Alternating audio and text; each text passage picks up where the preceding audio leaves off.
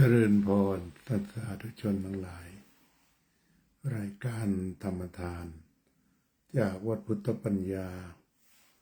เมืองพอมโนารัฐแคลิฟอร์เนียประเทศสหรัฐอเมริกามาพบกับท่านผู้ฟังท่านผู้ชมอีกวาระหนึ่งวันนี้12 มกราคมพุทธศักราช2569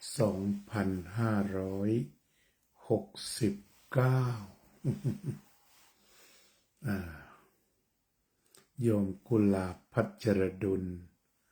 เจริญพรเป็นอย่างไรบ้างสุขภาพปีนี้เป็นอย่างไรบ้างเดี๋ยวนี้ขณะนี้แข็งแรงสดชื่นหรือว่าอ่อนเพลียเป็นอย่างไรบ้างนั่นก็คือเมื่อเราเดินเข้าสู่หมวดแห่งการต่อสู้กับโรคภัยไข้เจ็บเหตุหนึ่งก็คือร่างกายเราอ่อนแอนั่นเองทีนี้ในชีวิตมนุษย์ที่พระพุทธเจ้าได้กล่าวเรื่องทุกข์เอาไว้ว่าพระก็ได้เกิดแก่เจ็บตายชาติชราพยาธิมรณะ4 ตัวที่ก็จะเห็นได้ว่ามันส่งเป็นหลักเจริญพรโยมสุนิตวงศ์สุเทพคือมันส่งไปเป็นหลักไม่ได้ส่งไปแต่ละหลักเนี่ยมันไม่ได้กำหนดอายุแต่หมายความว่ามันเกิดได้ทุกเวลาความเกิดแก่แล้วก็เจ็บตายถ้าใครเดินตามหลักนี้แล้วก็มีอายุพอประมาณเนี่ยก็ใช้ได้แต่ว่ามันก็มีเนื่องจากความไม่เที่ยงนั่นเองเจริญพรโยมโจ้เจริญพรโยมโซเฟียเนื่องจากความไม่เที่ยงจึงไม่สามารถที่จะวางเป็นระเบียบว่าต้องเกิดก่อนนะแล้วถึงจะแก่แล้วต้องเจ็บก่อนแล้วก็ถึงจะตาย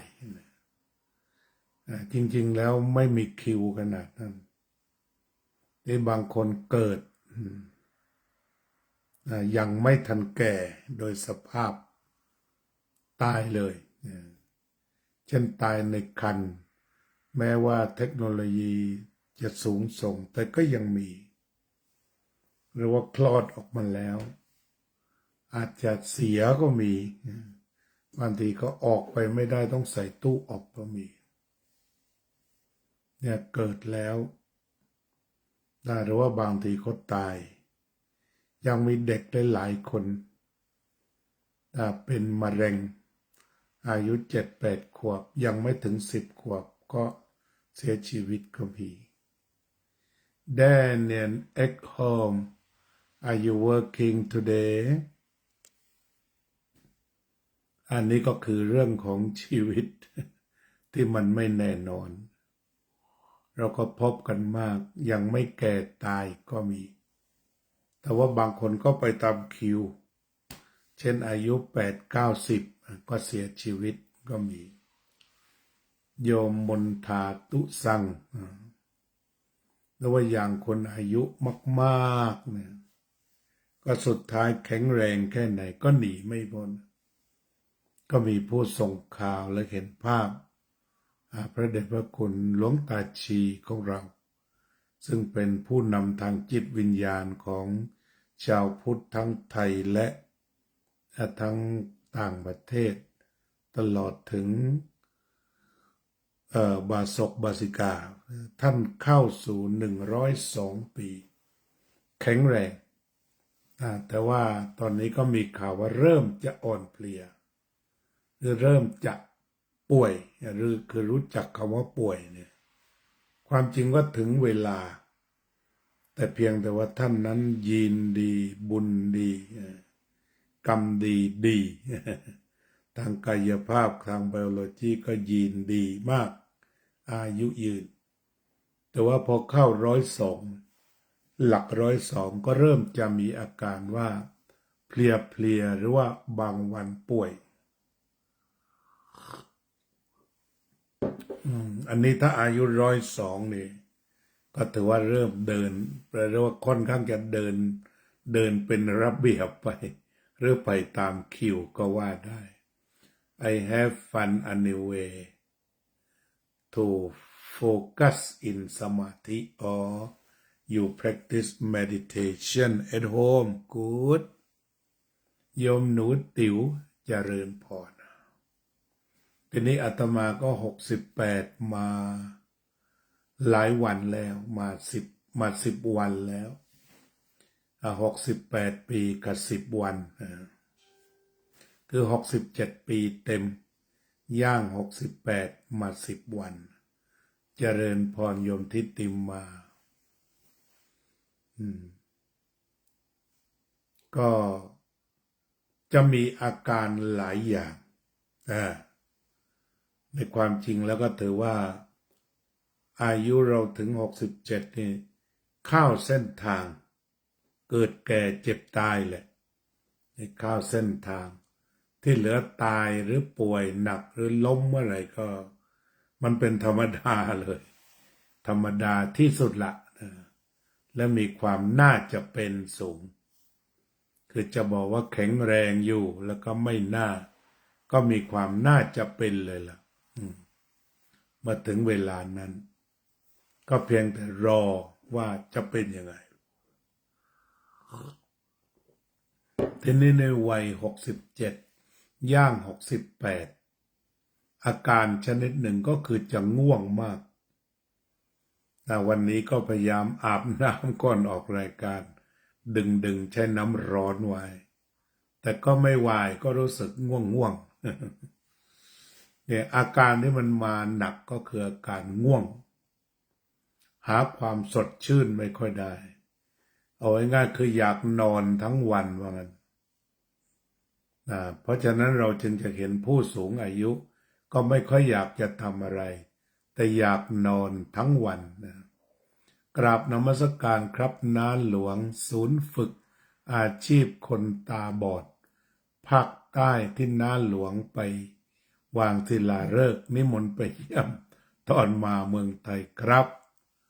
เดี๋ยวลองดูนะจ๊ะลองดู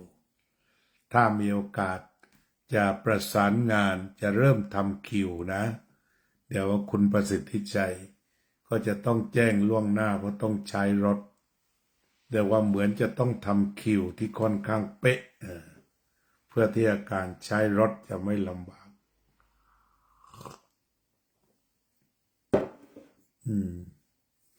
ทีนี้คุยก็คือ1คืออาการง่วงเนี่ยจะมีทั้งวันโอกาสที่จะเฟรชมีไม่มากหรือว่าแทบจะหาไม่ได้เลยตั้งแต่แก่มาเนี่ยมันจะง่วงคอยแต่จะนอนนั้นที่เราเห็นพระแก่ๆนอนจนเข้าตำราว่าเช้าเอนเพนนอนเที่ยงพักผ่อนค่ำจำวัดเป็นเรื่องจริงที่สุดคือมันถึงวัยที่จะต้องนอนถ้าไม่นอนมันไม่สดชื่นแล้วทีนี้เวลามันง่วงเนี่ยมันบล็อกหมดเลยนะในวันนี้ค่อยยังชั่วนะมันยังมีความคิดพอได้แต่บางวันนี้มันบล็อกจนนิ่งความง่วงนี่มันเป็นความง่วงตอนที่เราแก่มากๆมันเป็นความง่วงที่มันหยุดมันไม่ยอมให้เราไปต่อแต่ตรงนี้คน80 กว่าก็มีเช่นโยมบัวผันที่ปราดเปรียวก็ยังมีอยู่แต่นี้เอาเป็นว่าพูดเป็นการส่วนตัวอาตมาเนี่ยมันก็จะง่วงแล้วก็ซึมคือไม่ใช่เป็นอาการทางจิตแต่เป็นอาการทางกายชนิดเราฝืนมันก็เกือบจะไม่ไหวเช่นบางวันที่เทศทั้งง่วงใหญ่มันมาจะบล็อกคิดไม่ออกหรือว่าพูดอะไรไปนี่เดี๋ยวอาจจะลืมรถเอาก็ได้มันมีอาการตัวนี้มาเลยคือพอไอ้ง่วงใหญ่มันลงมันจะบล็อกเอา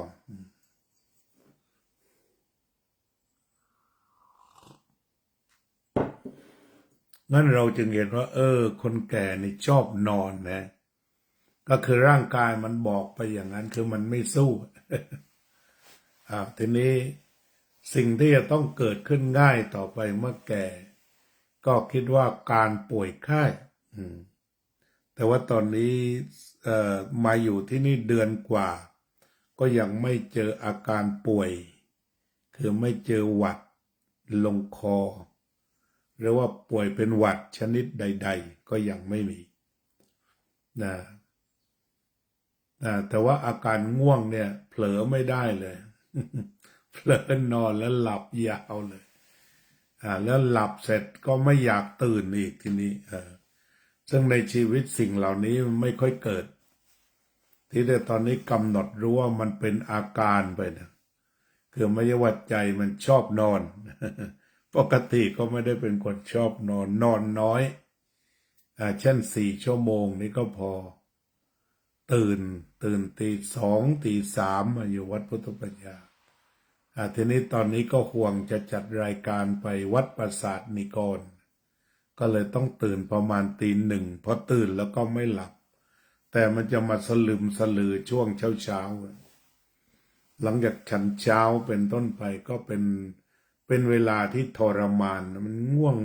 อยู่อย่างนั้นตั้งแต่ทำวัดเช้าจัดรายการต่างๆมันก็ไม่สดชื่นนี่คือตัวอาการง่วงโจมตีคือมันไม่ได้ซึมเศร้าแบบถีนมิทะแต่มันง่วงแบบกายภาพมันปิดสมองเลยนี่ก็คืออาการง่วง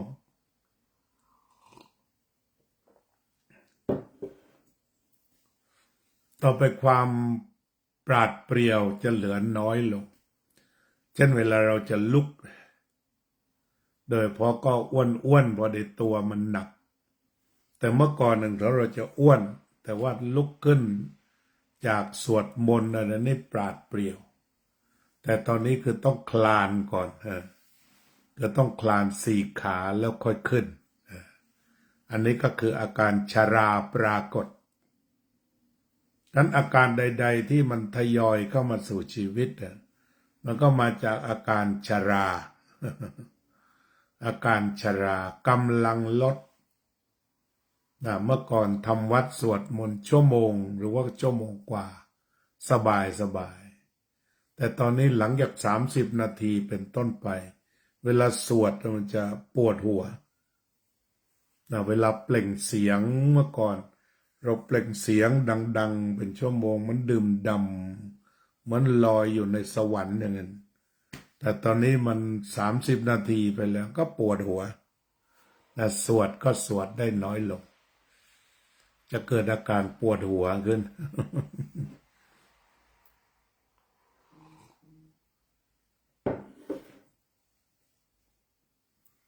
นี่ก็คุยถึงเรื่องอาการปรากฏว่าเมื่อเราเดินบนเส้นทางความแก่ สิ่งเหล่านี้มันก็จะมาติดตามเรามานะเพราะนั้นที่พระพุทธเจ้าตรัสว่าความตายติดตามอย่างใกล้ชิดเหมือนนายโคคาด โคคาดก็คือคนฆ่าวัวติดตามดึงวัวไปวัวก็ไม่รู้ว่าจะโดนตัดคอวันไหนชีวิตของเราก็เช่นเดียวกันก็ไม่ได้รู้ว่าจะตายลงเมื่อไหร่คือไม่รู้จริงๆก็หลายๆคนที่อยู่สบายแล้วก็ตายเลยก็มีหลายศพอยู่เหมือนกันส่วนมากจะไปด้วยหัวใจวายแต่อันนี้ก็เป็นส่วนหนึ่งบางคนก็ไปด้วยโรคอื่นก็มีคือมันในโลกของชีวิตของกรรมของสังสารวัฏเนี่ยมันไม่มีอะไรตายตัวอะไรก็เกิดขึ้นได้เพราะว่าเราไม่ได้รู้เหตุปัจจัยทั้งหมดทุกอย่างที่ปรากฏการณ์โลกเนี่ยคือไม่มีเราไม่รู้แต่สิ่งที่เราไม่รู้มันก็เป็นปรากฏการณ์ของการอาศัยกันและกันเกิดขึ้นที่เราเรียกว่าอิทธัปปัจจยตามันก็ทำงานของมันไปบนเส้นทางนั้นโดยไม่หยุด แล้วก็เกิดเหตุการณ์ต่างๆป่วยอะไรเนี่ยมาคุยกันอ้าวเป็นมะเร็ง เราก็เป็นมะเร็งญาติโยมก็เป็นมะเร็งกันหลายคนก็เป็นมะเร็งแต่หลายคนที่ไม่เป็นก็ไม่เป็น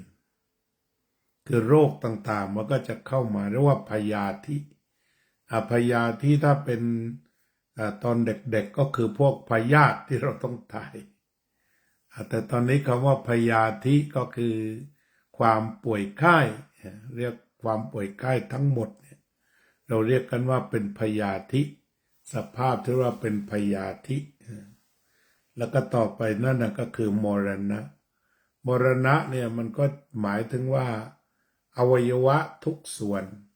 ไม่สามารถที่จะทำงานต่อไปได้สมรรถภาพจบลงทีนี้เราจะเห็นได้ว่าบางทีบางคนเนี่ยป่วยติดเตียง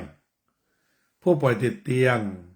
บางทีเป็นอัมพาตเคลื่อนไหวไม่ได้เหล่านี้ก็หมายถึงว่าสิ่งที่มันเป็นตัวชีวิตฝ่ายกายฝ่ายตัวสื่อที่จะค้ำจุนสิ่งที่เรียกว่าชีวิตคือปราณคือการหายใจยังอยู่คือยังสามารถผูกไปสู่ลมหายใจได้อยู่ทีนี้ถ้าศึกษาร่างกายตามธรรมชาติให้เข้าใจดีหรือเข้าถึงธรรมนะเวลาป่วยหนักถ้าจิตใจรับได้ก็คือไม่ต้องไปโรงพยาบาลคือนอนรอให้มันพังทุกส่วนนะแต่เห็นว่าการเวลาอันควร ทีนี้จุดเนี้ยจุดที่พยาธิมันจะซอยเอาต้องเข้าโรงพยาบาลบางคนก่อนตายทิ้งหนี้ไว้เป็นล้านเหรียญก็มี700,000 เหรียญ ในอเมริกามีโยมมาเล่าให้ฟังแล้วทำยังไงเขาก็บอกก็ค่อยผ่อนไป เท่าไรก็ได้แต่ให้เห็นว่ารับผิดชอบตายก็จบกันมันโหดจริงๆเพราะนักการป่วยไข้ของคนในโลกตะวันตกนี่เขากลัวบริษัทอินชัวรันจึงเป็นลมหายใจแล้วอินชัวรันนี้ก็ไม่เหมาด้วยมันก็บอกอินชัวรันฟันอินชัวรันหูอินชัวรันจมูกอินชัวรันคออินชัวรันโรงแรมนอนได้กี่วันโรงพยาบาลนอนได้กี่วันรถแอมบูเลนซ์ได้กี่ครั้งคือมันละเอียดหมดคือไม่มีอะไรที่จะแถมกันได้เพียงแต่ว่าพาเงินไปนอนรอจ่ายเท่านั้น ก็คือจะซอยมาหมดจะเอาหูไหมเอาหูแล้วจมูกเอาไหมคอเอาไหม ตาเอาไหมเนี่ยมันก็เป็นอินชัวรันรวมแล้วก็อินชัวรันแยกเพราะว่าเงินมันจะเข้ามามีบทบาทสำคัญการออกเข้าโรงพยาบาลก็คือทรัพย์สินเงินทองนั่นก็จะหมดไปเพราะอาการป่วยมันก็มาซอยเอาเร่งเอาตอนนั้นคือตายก็ไม่ตายไวแต่ที่มันค่อยๆพังตรงโน้นพังตรงนี้อวัยวะต่างๆพังก่อนจะจบสิ้นนั่นนะก็คือถ้ารักชีวิตรักเป็นอยู่มีตังก็ซื้อต่อไปแต่ทีถ้าอยู่มาวันหนึ่งถ้าเข้าถึงธรรมก็บอกเอ้าว่ากันไปจะตายตอนไหนก็เอา ถ้าทำได้อย่างนั้นมันก็จะประหยัดมีทางเดียวเท่านั้น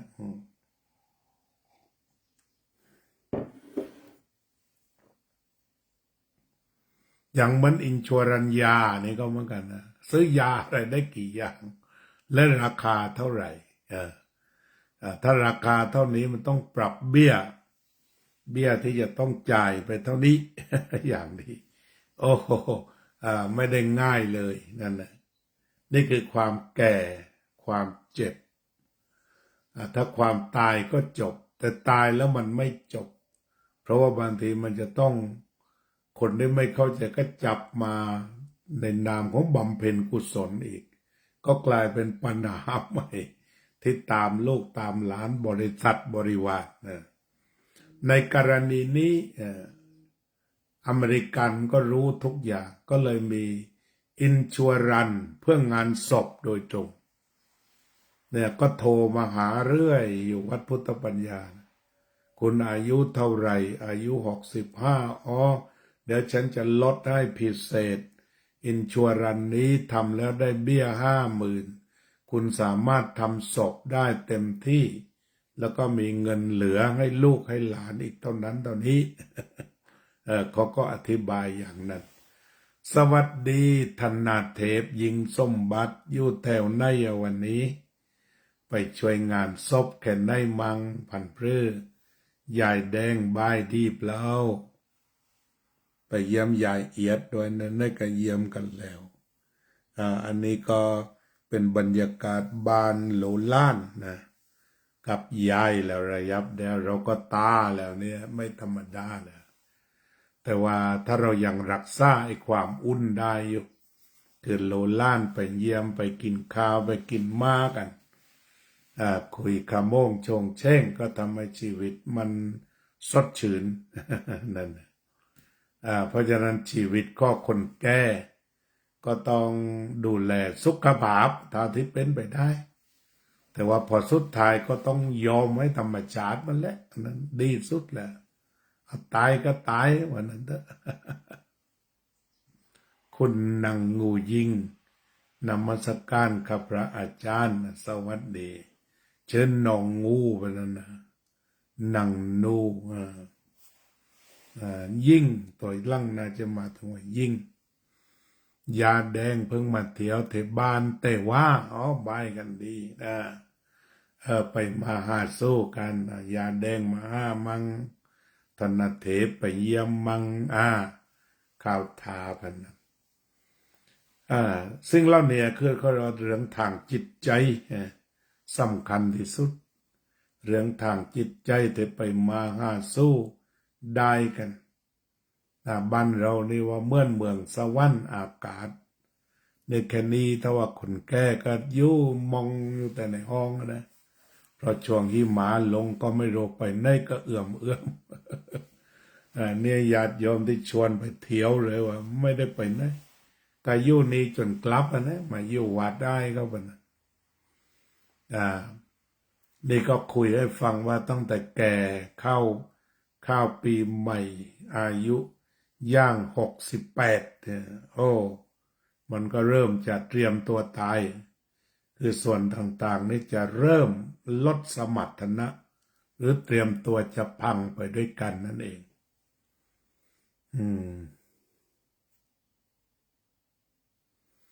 ที่ข่าววัดป่าซาได้เราวันที่1 มีนาแล้ววันที่7ก็พบกันแกคงเงินไม่ทราบธนเทพวางเปล่าวันที่7ไปช่วยทำหน้าพระให้ฮีทเหลาวันที่7 มีนาวางแล้วประสิทธิชัยนัดแล้วนาไข่ใช่ไหมนัดแล้วลงแลหน้าจองไว้สักทีจาก10 โมงถึง11 โมง12 โมงกินข้าวด้วยคงไม่ทำภูมิกันได้นะป่านั้นโยมทัดพิชาแสงสวัสดิ์ที่ไปบางวันนี้เราติดบางวันนี้ไปนั้นนะพาใครไปก็ได้คือเข้าฟังโลนิมิตแต่ตาล่วงไปคือไปร่วมงานโลนิมิตเขาด้วยแบบนั้น17รู้สึกวันลงเครื่องแล้วที่ไปเลยประสิทธิชัยพาไปที่นี่ก็ที่ไปเที่ยวกันวันนั้นมัน23เขาคว้างเขากลบกันคือ23เพราะฉะนั้น17 18 19 20 21อันนี้ก็ไปได้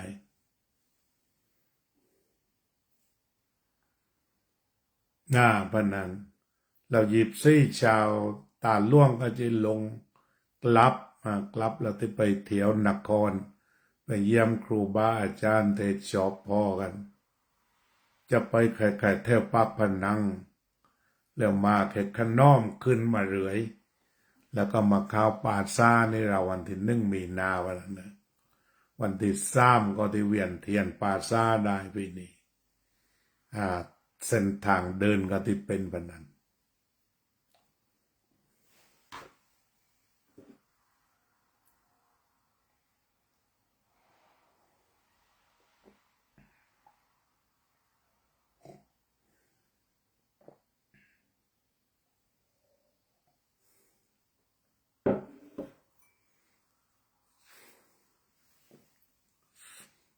ขอบคุณมากหน้ากันนั้นล็อกไว้แล้วสาธุ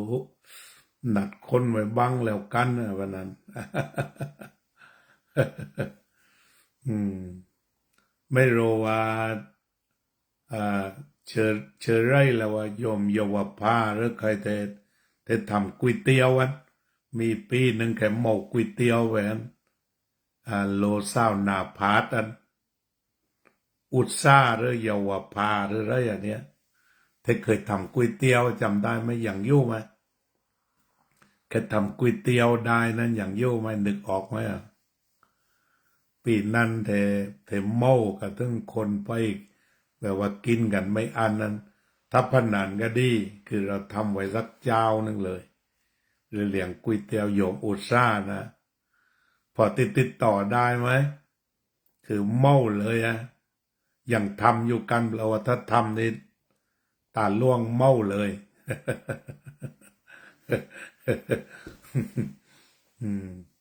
กัด10 วัดเต็มทีอัน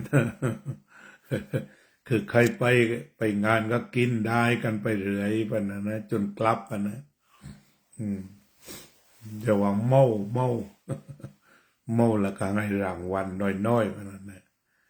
ลองประสานเลยนะลองประสานเลยโยมอุตสาห์ครับ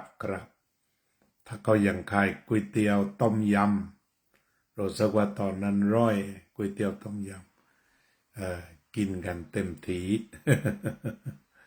อ้าวเนี่ยปีนี้ที่ได้กลับบ้านก็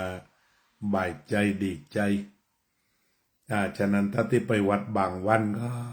อาจจะไปขึ้นเขาตัดโลนิมิตก็ได้นี่ก็พาใหญ่แดงใหญ่เอียด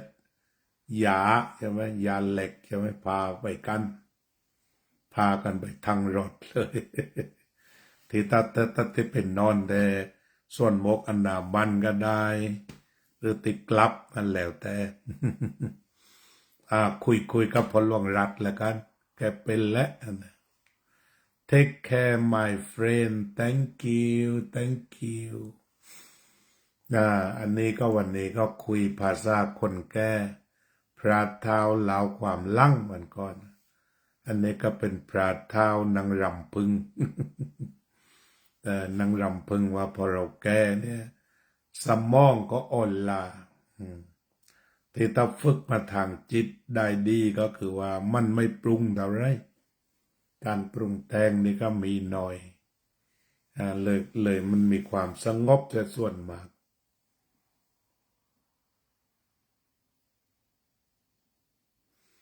อ้อที่ไปแบบพนันดีไปกินข้าวอ้อกันแล้วข้าวท่าแล้วถึงค่อยมาติดทองนะติดทองเที่ยวงานแล้วก็ค่อยกลับบ่ายมันกี่ชั่วโมง3 ชั่วโมงได้มึงถ้าเราโรดทางแล้วก็ตีมาสายนั้นผุงตรงแล้วก็เลี้ยวขวา23 โลแต่ตาล่วงถุดงมาแล้วนะมา23 โลก็ข่าวส่วนโมกอันดำมันอ้าวดีวางแผนไว้สวยงามยิงยวด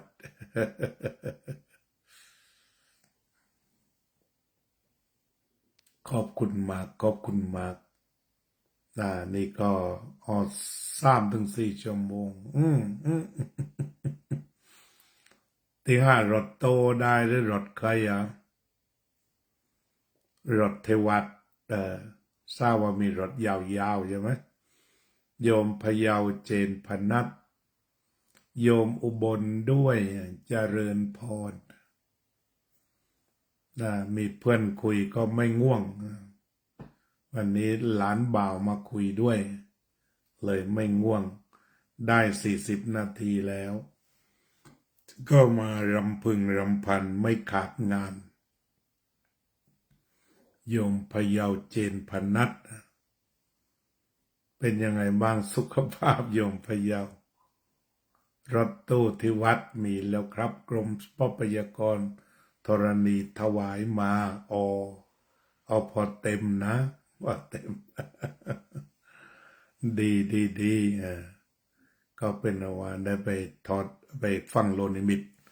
พาคนแก่ๆไปฟังโลนิมิตกันไปจ่าๆก็ได้นะ4 ชั่วโมงไปเลี้ยวตรงไหนก็ว่าตรงนั้นลืมแล้วถ้าเดินทุดงมาถ้าไปทางบ้านเราก็เลี้ยวขวาไปขวนราใช่ไหมไปแต่ขวนราเลี้ยวขวาขึ้นไปทางโน้นทางวิภาวดีแล้วก็เลี้ยวซ้ายไปเข้าเส้นนั้นเส้นพังงาไปทางวิภาวดีไปเรื่อยแล้วก็ขึ้นไปทางเนื้อแล้วก็เลี้ยวขวาไปปลาตกเทตาคุณนะเราสึกตรงนั้นพอไปนั้นก็ขึ้นเข้าซอกก็ไม่นุกกันตาล่วงเดินทุดงจะเข้าซอกฝั่งนูนราวตี8มาเพนอีกฝั่งหนึ่งราว3 ชั่วโมงเดินผ่านเข้าซอกโฉดีอันฝนตกร้อยไปนั้นโอ้ถ้าเดินนอนนี่เป็นลมแน่แต่ก็ว่าเขาทำดีก็ทำเดินได้ดีมากขับรถก็ต้องเก่งกันแน่ขับรถขึ้นเข้าซอกลงเข้าซอกได้ไม่ธรรมดาแล้วก็ไว้ได้พบกันคงฝนไม่ตกแล้วนะตอนนี้ปลอดภัยแล้วเรื่องที่น้ำท่วมแล้วนี่บายแล้วนะไม่พลื้แล้ว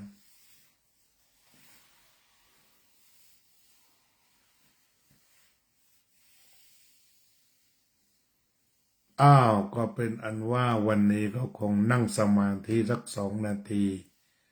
แล้วก็เดี๋ยวแผ่เมตตา